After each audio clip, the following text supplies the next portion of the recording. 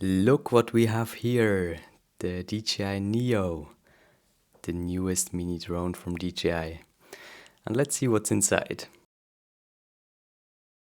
We have some usual stuff like instructions and stickers, and then we do have some accessories, and keep in mind this is just the basic version.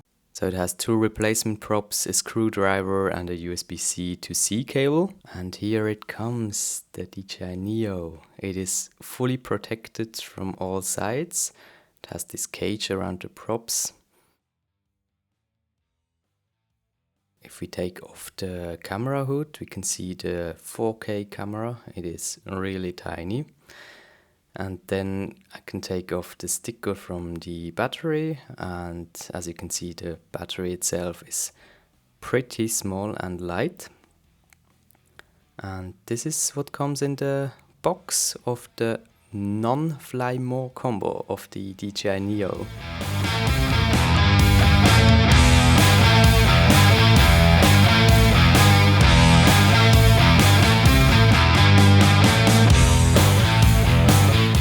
Now I want to show you the first time setup. At first you need to connect it to a USB-C charger to fully charge it.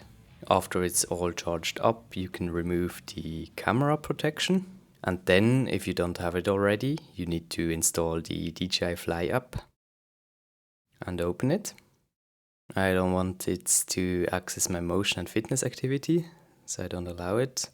And then I go to Connection Guide and select the DJI Neo. Then we have multiple connection options. I connect via the mobile device now.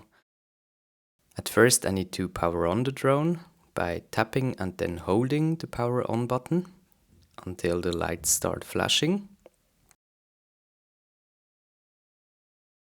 Then the app is going to search for Wi-Fi devices and it will find your DJI Neo.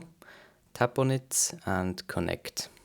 To initiate the pairing mode, press 3 seconds on the power on button and then you can wait until it's connected.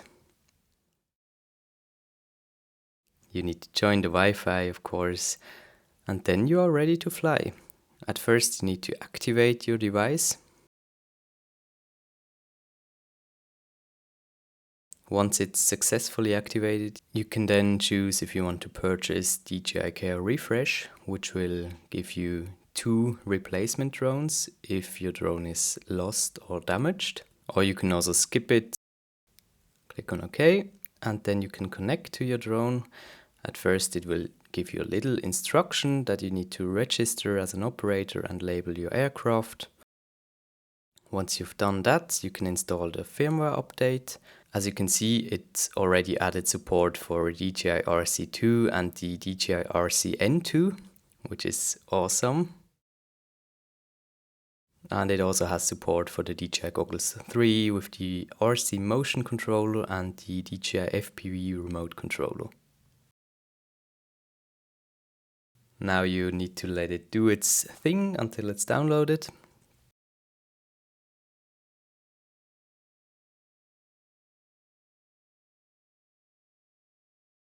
Once it's downloaded, it starts to install it and you need to power on the aircraft again.